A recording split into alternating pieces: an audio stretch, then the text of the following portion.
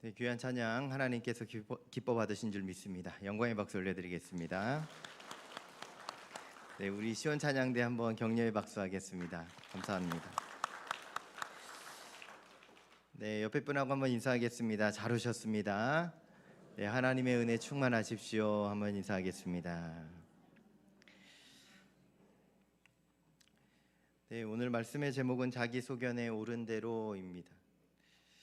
오늘 사사기 17장 말씀을 보면 사사시대를 대표적으로 그려내는 이야기가 하나 담겨져 있습니다. 여러분, 오늘 우리가 살아가는 세상과 이스라엘 백성들이 살았던 사사시대는 다른 것 같지만 또 닮아있는 부분들이 참 많이 있다라고 할 수 있습니다. 오늘 주신 하나님의 말씀을 통해서 현대판 사사시대를 살아가는 오늘 우리에게 하나님의 이 거룩한 음성이 들려져서 하나님이 기뻐하시는 삶의 자리로, 그 삶으로 걸어가는 저와 여러분 되기를 간절히 소망합니다. 우리는 어릴 때부터 이상한 미신적인 이야기를 참 많이 듣고 자라온 것 같습니다. 여러분, 사실 아무런 근거도 없는 이야기인데도 불구하고 그 미신적인 이야기를 마음에 우리가 담고서 지금까지 살아왔는지도 모르겠습니다. 전에 섬기던 교회에서 있었던 일입니다. 제가 신방을 가면 꼭 그 가정에서 다 그렇지는 않지만 이런 얘기를 하십니다. 예전에 우리 어머니께서 이런 말씀을 하셨는데 그 말 때문에 우리 집이 지금 잘 되는 것 같아요. 아니면 혹은 우리 집이 그 말 한마디 때문에 지금 잘 안 되는 것 같아요. 뭐가 막힌 것 같아요. 이런 얘기를 합니다. 수많은 여러분 미신적인 이야기들이 우리의 삶의 자리에 우리도 모르는 사이에 자리 잡고 있음을 우리는 인정할 수밖에 없습니다. 예수 믿는다 하지만 우리가 예수 믿는 사람으로 살아가고 있지만 여러분, 대화 가운데 우리가 말씀만 튀어나오면 얼마나 좋겠습니까? 그런데 우리가 가지고 있는 생각들, 그리고 우리 어머니, 우리 할머니, 할아버지 시대부터 흘러오던 삶의 그런 방식들, 양태들, 어쩌면 미신적인 요소들까지도 우리가 다 품고 살아가고 있는지도 모릅니다. 그러면서 우리 이 세상을 살아가면서 어쩌다 맞아떨어진 일들을 보면서 마치 그것이 진리인 양 그것을 의심 없이 믿고 살아가고 있는지도 모르겠습니다. 저도 오래전에 이런 경험을 했는데요. 한번 들어보십시오. 어느 날 제가 미용실에 커트를 하러 갔는데 다니던 미용실이 이전을 해서 그 이전한 곳의 첫 번째 손님으로 제가 방문한 적이 있습니다. 커트를 다 하고 나서 계산을 할 때 제가 사장님에게 이렇게 말했습니다. 사장님, 제가 개업 첫 손님이니까 현금으로 드릴게요. 제가 그 이야기를 어디서 들었는지 모르지만 첫 손님은 현금으로 드려야 된다. 네, 카드 내면 안 된다. 이 얘기를 제가 들었던 모양입니다. 그래서 그 생각이 발동해서 사장님한테 이렇게 얘기한 것입니다. 그런데 사장님이 저한테 이렇게 얘기하는 겁니다. 목사님, 저 그런 거 안 믿어요. 그냥 카드 주세요. 그런 겁니다. 제가 그때요 망치로 머리 한 대 딱 맞는 느낌이었습니다. 목사인 내가 엉뚱한 소리 한 겁니다. 하나님의 축복이 함께 하시기를 기도하겠습니다. 하나님의 은혜가 충만하시기를 소망합니다. 이렇게 인사하면서 카드 줬으면 얼마나 좋겠습니까? 개업 첫 손님이니까 현금으로 드릴게요. 여러분, 엉뚱한 얘기입니다. 사장님이요, 저는 이런 얘기 다 알고 있을 줄 알고 이 얘기 들으면 좋아하실 것 같아서 그냥 내뱉은 말인데요, 얼마나 부끄러웠는지 모릅니다. 여러분, 이런 경험 있지 않으십니까? 비슷한 일들 있지 않으십니까? 예수 믿는 내가 쓸데없는 얘기 해가지고 이 얘기를 괜히 했다 생각하는 인생의 자리들이 있다라는 겁니다. 미신적인 생각들, 별것 아닌데 되게 중요해 보이는 생각들이 우리 안에도 자리 잡고 있다라는 것입니다. 우리가요, 잠을 잘 때도 머리 방향을 어느 쪽으로 해야 한다든지 사다리 밑은 지나가면 안 된다든지 이런 얘기들을요, 언제 어디서 배웠는지 모르지만 우리의 마음에 깊이 자리 잡고 있습니다. 여러분, 이 이야기를 설교의 앞부분에 드리는 이유가 있습니다. 그것은 우리가 오늘 예수를 믿으며 살아가고 있는데 우리 삶을 돌아보니까 우리 안에 잠재적인 미신의 요소들, 말들이 섞여 있다라는 것을 우리가 발견해야 된다라는 것입니다. 예수 믿는 사람이면, 예수님 따라 살아가기로 했으면 여러분, 예수님의 말씀과 예수님의 그 행동이 우리 가운데 나타나야 하는데, 그것과 별개로 우리가 내려오는 어떠한 전통적인 미신적인 생각들이 우리 안에도 존재한다라는 것입니다. 오늘 성경을 보면 미가의 어머니와 미가의 삶을 통해서도 미신적인 요소들을 우리는 발견할 수 있습니다. 오늘 사사기 17장에 나타난 미가의 가정의 그 일들을 살펴보면서 오늘 우리의 삶을 돌아보고 다시 하나님의 말씀을 붙들며 살아가는 저와 여러분이 되기를 간절히 소망합니다. 먼저 미가의 가정에서 겉으로 드러나 있는 말씀들을, 부분들을 함께 살펴보려고 합니다. 여러분, 지금 미가의 가정은 겉으로 볼 때는 아주 믿음이 좋은 가정처럼 보입니다. 얼마나 믿음이 좋은 것처럼 보이냐면, 먼저 1절 말씀을 보시면 그 이름을 뭐라고 합니까? 미가라고 지었습니다.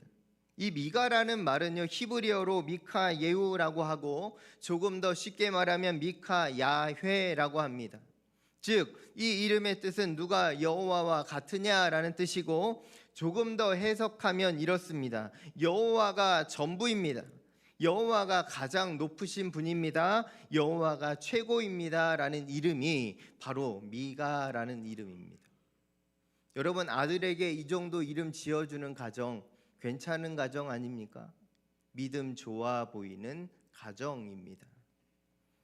이 미가의 가정은 타락한 사사시대를 살고 있었지만 그럼에도 불구하고 하나님이 최고입니다, 하나님 계시기에 우리는 아무것도 필요 없습니다 라고 고백하는 그 믿음으로 아들 이름을 지어주는 그런 믿음의 가정으로 보여지고 있다라는 것입니다.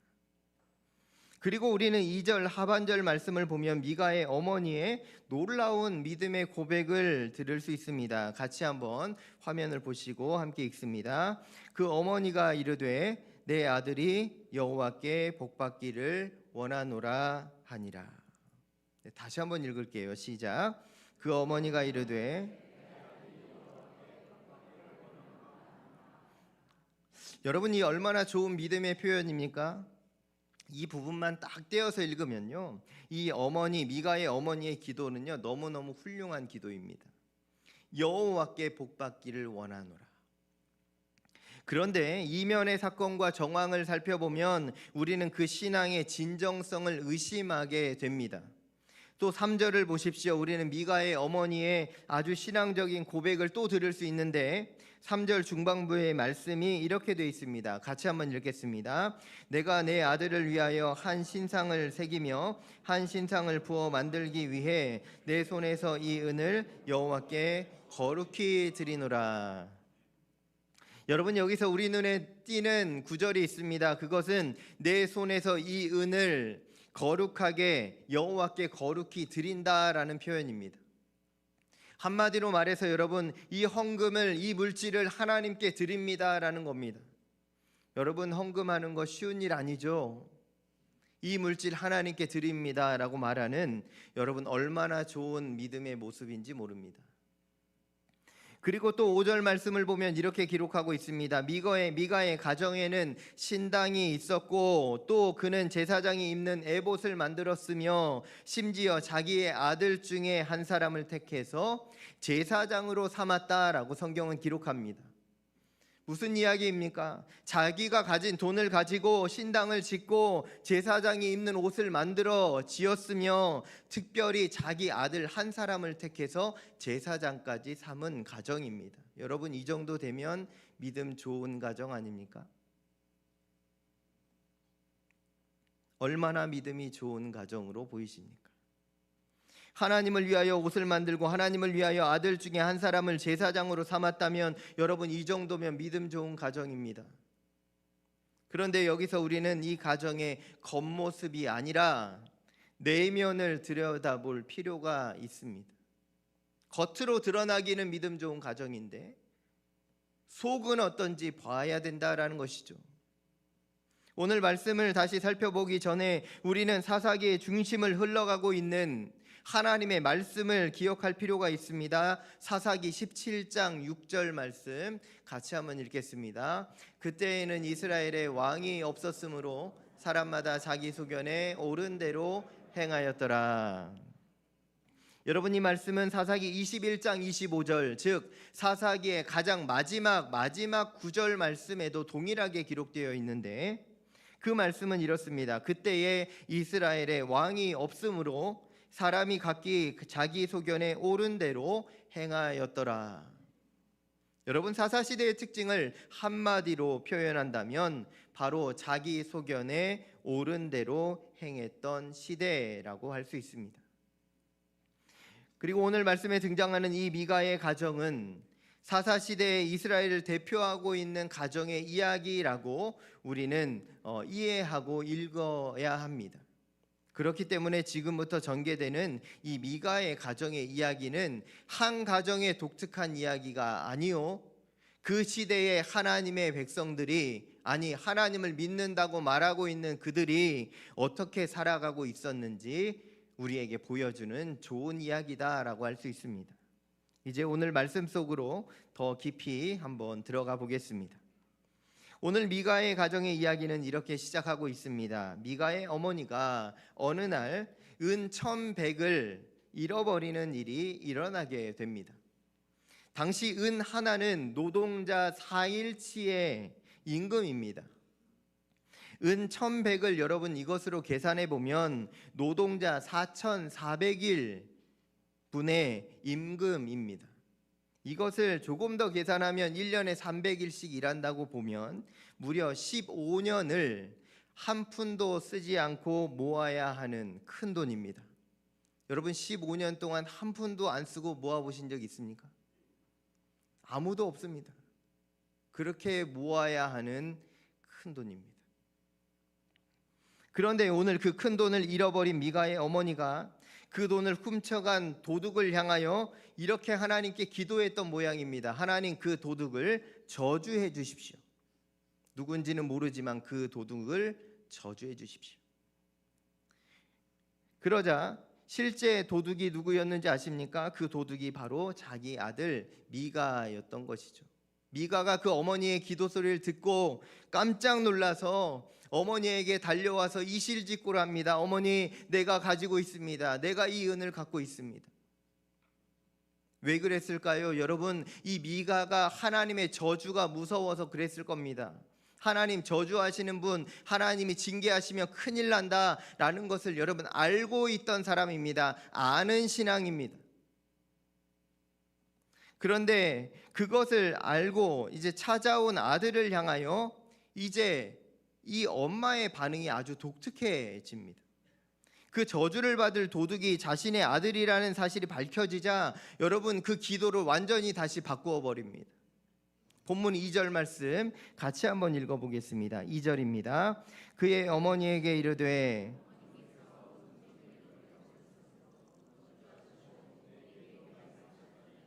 보소서, 그 은이 내게 있나이다. 내가 그것을 가졌나이다 하니 그의 어머니가 이르되 내 아들이 여호와께 복받기를 원하노라 하니라. 여러분, 지금 어머니가 돈이 없어졌을 때는 뭐라고 했습니까? 그를 저주해 주십시오 라고 했어요. 그런데 아들이 딱하니 가져오니까 뭐라고 합니까? 그를 축복해 주십시오 기도합니다. 여러분, 똑같은 일입니다. 똑같은 사람입니다. 도둑놈일 때는 저주해달라, 알고 보니 내 아들이니 축복해달라. 여러분, 자신의 돈을 찾아간 도둑을 저주하던 어머니가 그 아들이 가져간 것을 알고 금세 내 아들이 복받기를 원합니다 라고 기도를 바꾸어 버립니다.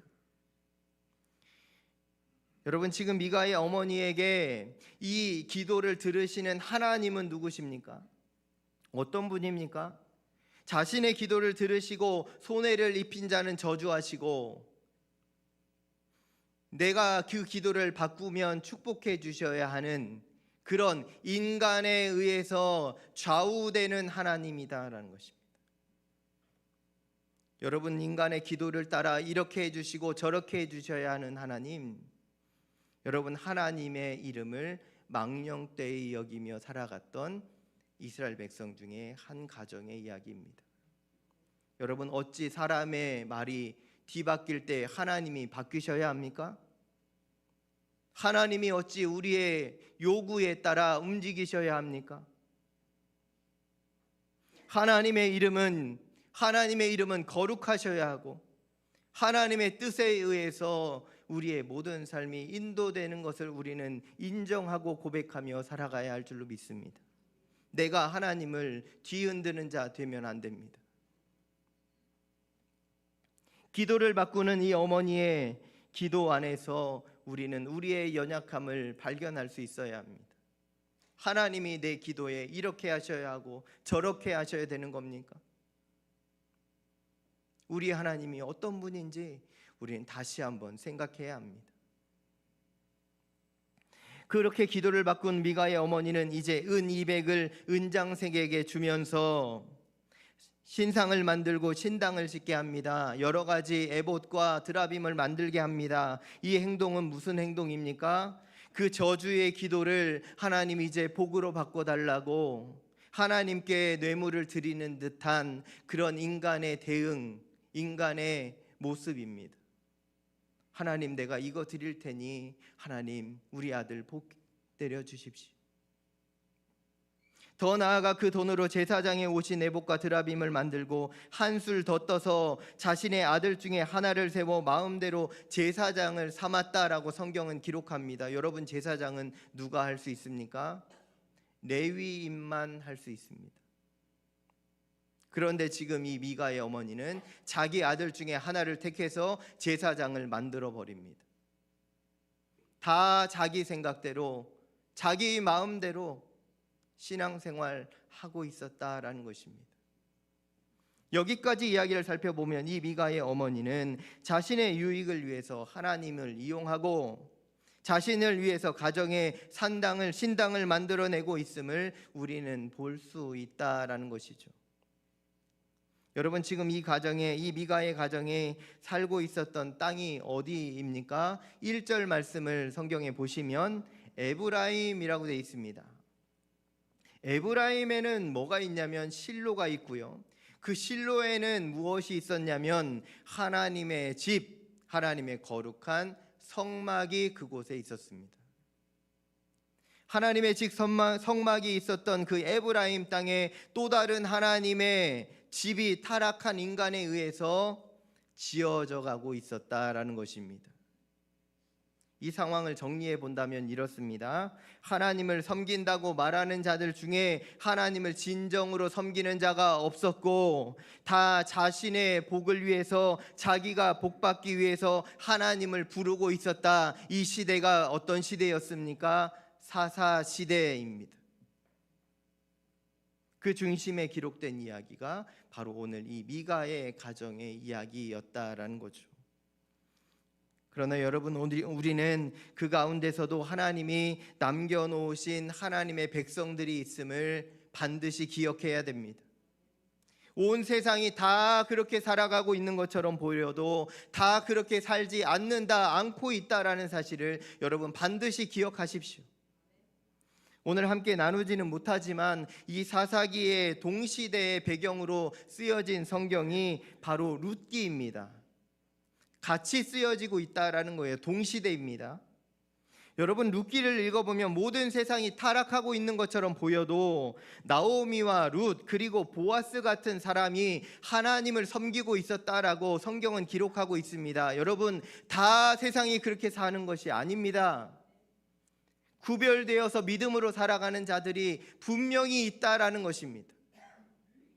여러분, 세상이 다 그렇게 할지라도 여러분, 우리 가락동 교회 귀한 성도님들은 주의 말씀 따라 살아가는 은혜가 있기를 소망합니다. 그 길 함께 걸어가기를 축원합니다. 여러분, 세상이 그렇게 사는 것처럼 보여도 우리는 다르게 살아갈 수 있어야 됩니다. 그러므로 우리는 오늘 옆 사람을 바라볼 필요가 없습니다. 내가 지금 어떻게 살아가고 있는지가 중요하고, 지금 내 마음이 하나님을 향하여 있는지가 중요하고, 지금 내가 하나님 말씀을 붙들고 있는지가 중요하다라는 겁니다. 저 사람이 저렇게 하니까 나도 이렇게 합니다. 아닙니다. 저 사람 저렇게 해도 나는 이렇게 하겠습니다. 믿음의 결단이 우리 가운데 있기를 축원합니다. 여러분, 오늘 말씀에서 이어지고 있는 한 가지 이야기를 더 살펴보려고 합니다. 계속해서 성경을 읽어보면 뒤이어서 놀라운 아주 신기한 이야기가 하나 담겨져 있는데, 이제 미가의 가정의 타락 이야기 속에서 누가 등장하냐면 하나님을 섬기는 대표 주자 레위인이 등장하게 됩니다. 여러분, 원래 레위인은 6개의 도피성을 포함해서 40개의 성읍에 흩어져 살도록 지정받은 지파입니다. 그래서 레위 지파에는 하나님이 그 땅을 기업으로 주신 적이 없습니다. 다 흩어져 살아라라고 말씀하신 거죠. 그런데 당시 이스라엘의 11지파가 하나님의 말씀대로 살지 못하고 있었기 때문에 레위인들은 결국 어떻게 되었습니까? 먹을 것을 찾아서 떠돌아다니는 인생이 되었다라고 오늘 성경은 말하고 있는 것입니다. 당시 레위인들은 다른 지파 사람들과는 다르게 가나안 땅에 기업이 없었죠. 그러면 어떻게 살아야 됩니까? 구체적으로 말씀을 드리면 레위인들은요, 11지파가 10의 하나를 구별하여 바친 그 예물을 가지고 살아야 하는 지파입니다. 즉 11조로 살아야 하는 공동체입니다. 하나님은 레위인들을 특별히 구별하셔서 하나님의 일을, 하나님 섬기는 일을 맡기셨고, 그들의 생계는 누가 책임지느냐? 11지파가 책임지라 라고 말씀하셨던 거죠. 그런데 어찌된 일인지 지금 사사기 17장에 등장한 이 레위인은 거할 곳이 없었고 먹을 것이 없어서 이리저리 떠돌아다니는 인생이었다라고 기록하고 있습니다. 사사기 17장 8절 말씀 같이 한번 읽어보겠습니다. 그 사람이 거주할 곳을 가서 미가의 집에 이르매. 여러분, 그 사람이 누구입니까? 그 사람이 레위인입니다. 그는 하나님의 성막에서 하나님을 섬겨야 하는 사람이었지만 지금은 떠돌아다니면서 먹고 살 궁리를 하고 있습니다. 이것이 사사시대의 총체적 난국, 타락을 보여주는 단적인 이야기입니다. 완전히 무너진 이스라엘 백성들입니다. 그때 하나님의 복을 간절히 원하고 있었던 사람이 한 사람이 있었죠. 그 사람이 바로 미가의 어머니요, 미가입니다. 그래서 그 레위인을 만났을 때 잘 됐다 싶은 거예요. 가짜 제사장 세워놓은 거 마음에 불편했거든요. 근데 레위인이 제 발로 자기 집으로 찾아온 겁니다. 그래서 뭐라고 제안합니까? 사사기 17장 10절 말씀 같이 한번 읽습니다. 미가가 그에게 이르되 내가 나와 함께 거주하며 나를 위하여 아버지와 제사장이 되라. 내가 해마다 은열과 의복 한 벌과 먹을 것을 주리라 하므로 그 레위인이 들어갔더라. 그 레위인에게 주어진 연봉은 은열과 의복 한 벌과 먹을 것입니다. 레위인은 이 미가의 제안을 넙죽 받아들입니다. 왜요? 지금 배고파서 죽을 지경입니다. 자신의 먹을 것을 채우기 위해 가짜 신당인 줄 알면서도, 가짜 제사장인 거 알면서도 그 가정의 제사장이 되어주겠다 허락합니다. 여기서 우리는 타락한 세상과 타락한 제사장을 동시에 만나게 됩니다. 여러분, 돈에 고용된 제사장 어찌 하나님의 말씀을 바로 선포할 수 있겠습니까?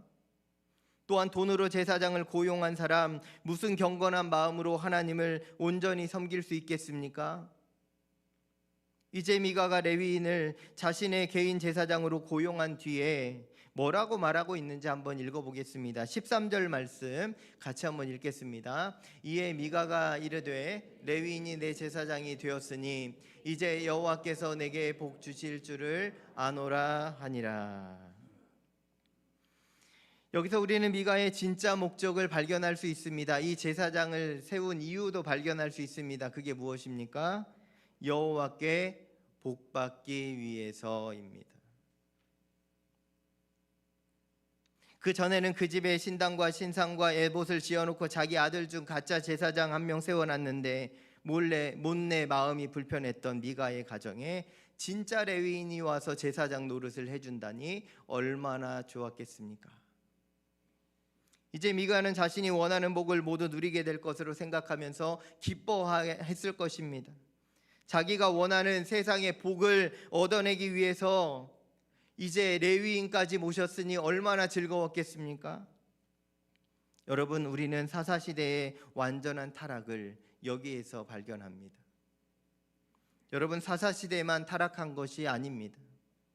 오늘 우리가 살아가는 세상도, 우리의 가정과 신앙의 자리도 한순간에 타락할 수 있음을 우리는 기억해야 됩니다. 오늘 말씀 속에서 만난 미가의 어머니 그리고 레위인의 관심은 오직 자신의 안위, 하나님 주시는 복에만 집중되어 있습니다. 오늘 우리는 사사기 말씀을 읽으며 이스라엘 백성들을 향하여 안타까워하기도 하고 답답해하기도 하지만, 오늘 우리가 그 사사시대와 비슷한 구석이 있음을 우리는 잊지 말아야 됩니다. 나는 아닙니다 라고 말할 수 있는 분이 있습니까? 하나님 앞에서 우리가 하나님을 좌지우지하는 자가 아니라, 하나님에게 복을 끌어내려는 자가 아니라, 하나님 은혜 주신 것 감사합니다, 하나님 나를 구원해 주심을 감사합니다 고백하며 감사로 나아가는 저와 여러분 되기를 소망합니다. 경제적인 문제가 오늘 우리의 삶을 강하게 지배하면서 또한 우리의 삶이 힘들 때가 있잖아요. 건강의 문제가 우리의 삶을 휘감으면서 어려울 때가 있잖아요. 그러면 우리도 이런 생각합니다. 하나님 나에게 은혜 주십시오, 복 주십시오. 여러분, 그럴 때 간절한 갈급한 심령으로 나아가는 것과 오늘 미가의 어머니의 복을 바라는 마음은 다르다 할 수 있습니다. 여러분, 세상의 논리가, 그 세상의 유혹이 우리를 가만두지 않을 겁니다. 다른 사람 다 그렇게 사니까 너도 그렇게 살아도 돼 라고 분명히 우리를 유혹합니다. 그러나 여러분, 다 무너져 가는 것 같은 세상 속에서도 하나님을 바라며 하나님을 바라보며 예수님을 따르며 살아가는 믿음의 성도들이 있음을 여러분 잊지 마시기 바랍니다. 내가 그 믿음의 자리에 서게 되기를 간절히 소망합니다. 우리가 그 자리에 서야 됩니다. 쉬운 길은 아닙니다. 결코 쉽지 않을 것입니다. 그러나 오늘도 하나님께서 우리 안에 함께 계시고 성령께서 우리를 동행하여 주시고 붙들어 주시니, 여러분 이 믿음 안에서 여러분 어려움의 자리, 환난의 자리, 내 소견대로 옳은 대로 행하고 싶은 그 자리에서 여러분 말씀을 붙들며 믿음으로 돌파해 나아가 승리하는 저와 여러분이 되시기를 예수님의 이름으로 간절히 축원합니다. 함께 기도하겠습니다. 하나님 아버지, 자기 소견에 옳은 대로 살았던 사사시대의 이야기를 들으며 오늘 우리의 삶을 돌아보게 하시니 감사합니다. 오늘 우리도 그런 연약한 부분이 있음을 고백합니다. 우리도 내 생각과 내 소견을 따라 살아가는 사람들임을 주님 앞에서 고백합니다.